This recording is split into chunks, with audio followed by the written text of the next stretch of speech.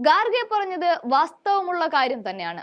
അല്ലെങ്കിലും കുറിക്ക് കൊള്ളുന്ന തരത്തിൽ രാഷ്ട്രീയ കാര്യങ്ങൾ കൃത്യമായി പറഞ്ഞു വെക്കാൻ ഖാർഗെ ആരും പഠിപ്പിക്കേണ്ട കാര്യമൊന്നുമില്ല. കാര്യം തന്റെ രാഷ്ട്രീയ എതിരാളികൾ ആവശ്യം പോലെ അത് ചെയ്തു കൊള്ളുന്നുണ്ട്. അതുകൊണ്ട് തന്നെ കൊത്തിയാൽ തിരിച്ചു കൊത്താനും ഖാർഗെ എപ്പോഴേ പഠിച്ചു കഴിഞ്ഞതുമാണ്.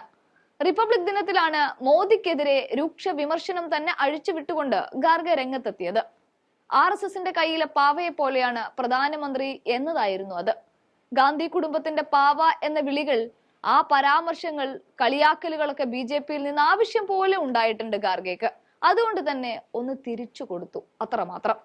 ഒരു തിരിച്ചു കൊടുക്കൽ എന്നതിനപ്പുറത്ത് RSS ശാഖയിൽ പോയി രാഷ്ട്രീയ പരിസരത്തെത്തിയ മോദിക്ക് എക്കാലത്തും RSS അജണ്ടകൾ ഉണ്ട് എന്നത് പകൽ പോലെ സത്യമായ കാര്യമാണ്.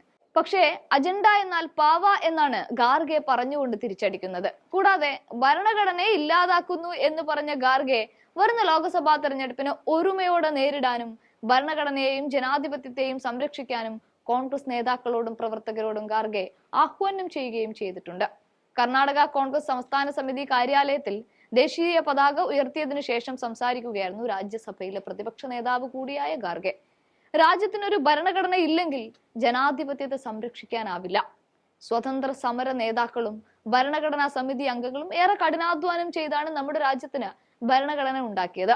ഭരണഘടനയിൽ അടിസ്ഥാന തത്വങ്ങളായ തുല്യതയും സഹോദര്യവും മതേതരത്വം നീതി എന്നിവയെ ഉൾക്കൊണ്ടിരുന്നു എന്നും പറഞ്ഞുകൊണ്ട് ഖാർഗെ ചില കാര്യങ്ങൾ ഓർമ്മപ്പെടുത്തിക്കൊണ്ടുകൂടിയാണ് വീണ്ടെടുക്കലിന്റെ ആവശ്യത്തെ കുറിച്ച് പറയുന്നത്.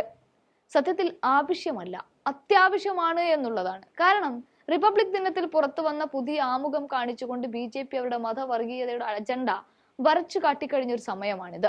അത് സെക്യുലറിസവും സോഷ്യലിസവും എടുത്തു കളഞ്ഞുകൊണ്ടായിരുന്നു. അതായിരുന്നു റിപ്പബ്ലിക് ഡേയിൽ മോദിയുടെ സമ്മാനം ഈ ഇന്ത്യ മഹാരാജ്യത്തിന്, അവിടുത്തെ ജനതയ്ക്ക്.